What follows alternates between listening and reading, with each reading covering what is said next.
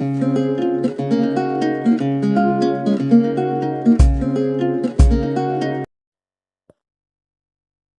Student, LBS inter college के YouTube channel पर आपका स्वागत है। हम यहाँ पे हर सब्जेक्ट को कवर कर रहे हैं। लॉकडाउन के चलते हिंदी, इंग्लिश, मैथ, फिजिक्स हर सब्जेक्ट आपको अवेलेबल कराया जा रहा है। और अब हम स्टार्ट करेंगे क्लास 9th का मैथ देखेंगे यहाँ पे। और क्लास 9th के मैथ में हम यहाँ पे देखेंगे संख्या पद्धति, जो पहला चैप्टर है संख्या पद्धति, नंबर सिस्टम जिसको इंग्लिश में बोलते हैं। और इसका हम भाग 1 देखेंगे। क्या देखेंगे? भाग 1। संख्या पद्धति का हम भाग 1 देखेंगे। स्टार्ट करते हैं। और इसका हम परिचय देखेंगे, इंट्रोडक्शन इसका हम देखेंगे, शुरुआत करेंगे इसका। और इंट्रोडक्शन बहुत ही ज़रूरी है। और इस परिचय को जानने के बाद आप आगे जो भी प्रश्नावली के क्वेश्चंस है लगा सकते हैं, लगाने में दिक्कतें नहीं आएंगी। और ये संख्या पद्धति चैप्टर एक ऐसा चैप्टर है जो आने वाले समय में आप कभी भी पढ़ेंगे तो इसकी ज़रूरत पड़ने ही वाली है। जब भी आप मैथ की बात करेंगे तो संख्या पद्धति का यूज होना ही होना है। तो सबसे पहले हम स्टार्ट करते हैं। इसमें आप देख रहे होंगे लिखा हुआ है प्राकृतिक संख्याएं। क्या है? प्राकृतिक संख्याएं।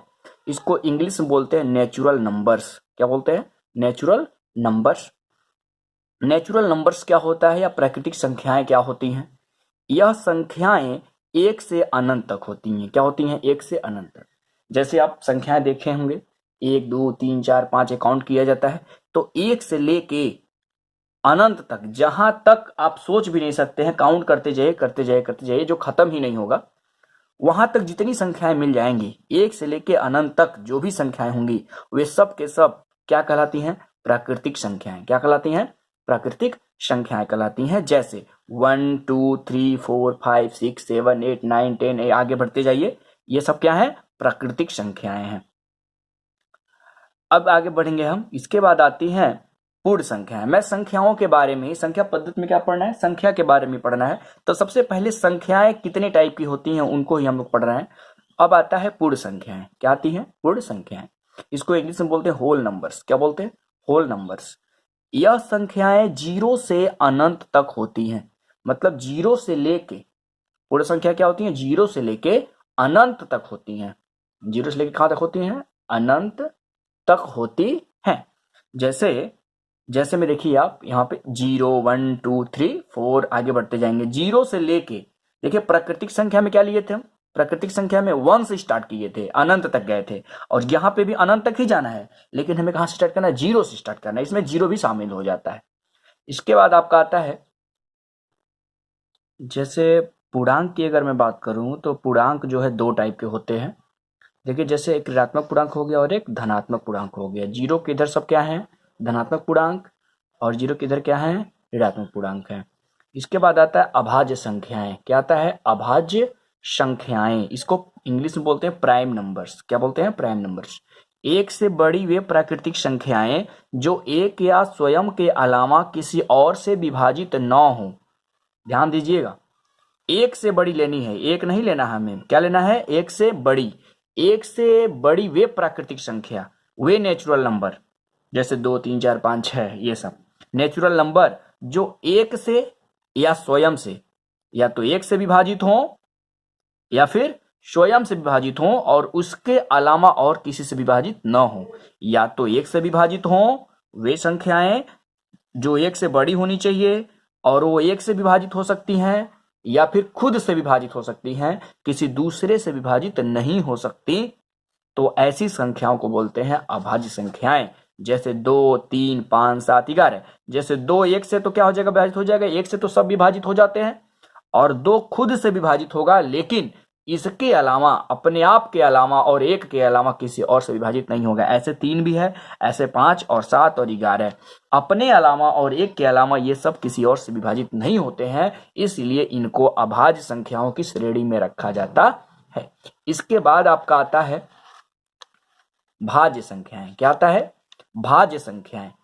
भाज्य संख्याएं अभाज्य संख्या का थोड़ा सा उल्टा रहता है। भाज्य संख्याएं मतलब क्या? Non prime numbers.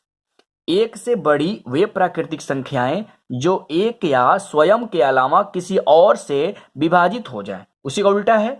वह क्या होती थी? अभाज्य संख्या क्या होती थी? या तो एक से या तो खुद से विभाजित होती थी और किसी से विभाजित नहीं होती थी। लेकिन ये भाज्य संख्याएं कैसी होती हैं?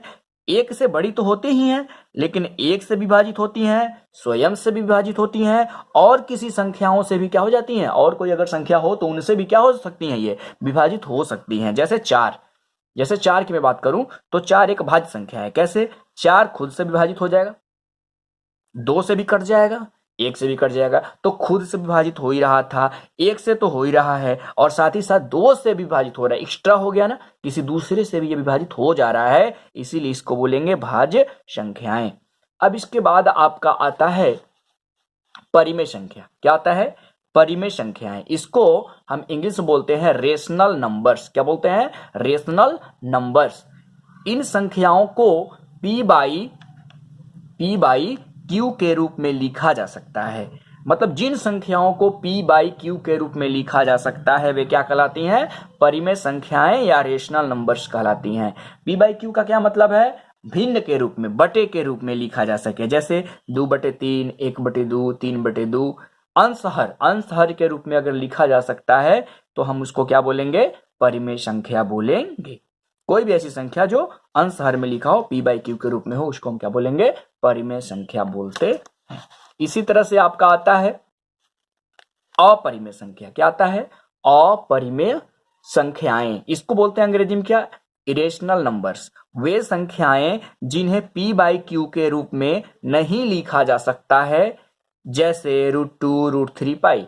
उसी का उल्टा है, इन्हें p बाई क्यू के रूप में नहीं लिखा जा सकता। जैसे √2 हो गया, √3 हो गया और ये पाई हो गया। दिख रहा होगा आपको, √2, √3 पाई। क्यों? क्योंकि देखो पाई का मान होता है 22/7। पाई का मान क्या होता है? 22/7। और 22/7 एक एक्चुअल वैल्यू नहीं है, क्योंकि पाई का मान 22/7 ही एक्चुअल नहीं होता है, वो तो मान लिया जाता है। क्योंकि पाई का मान अगर आप निकालेंगे तो पॉइंट में बहुत आगे तक जाता है, खत्म नहीं होता है ये। इसीलिए ये पाई का मान जो है हर अंश के रूप में लिखा नहीं जा सकता है। √3 होता है, इसका मान 1.732, आगे बढ़ते जाइए भी और आगे जाता है, ये कटता नहीं है, विभाजित नहीं होता है पूरी तरह से।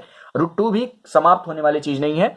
तो ये समाप्त होने वाली चीज नहीं है, तो इनको हम कभी भी p बाई क्यू के रूप में नहीं लिख सकते, इसीलिए क्या कहलाती हैं? अपरिमेय संख्याएं कहलाती हैं।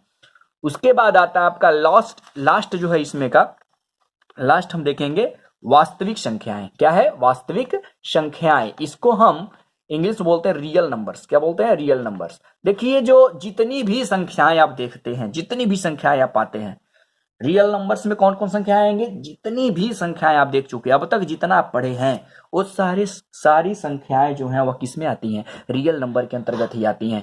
सभी संख्याएं किस में आती हैं? Real number. मतलब सभी संख्याओं का जो समुच्चय होता है, जो संग्रह होता है, सभी संख्याओं का जो संग्रह होता है, सभी संख्याओं को अगर इकट्ठा कर दिया जाए एक साथ, तो वही क्या कहलाती हैं? वास्तविक संख्याएं कहलाती हैं।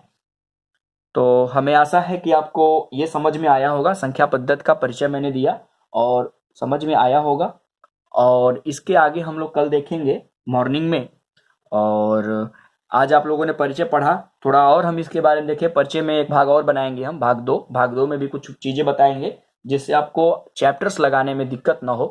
और चैनल को आप लोग सब्सक्राइब कर दीजिएगा और अधिक से अधिक बच्चों को शेयर करिए, जिससे सबको इसका फायदा हो सके। धन्यवाद।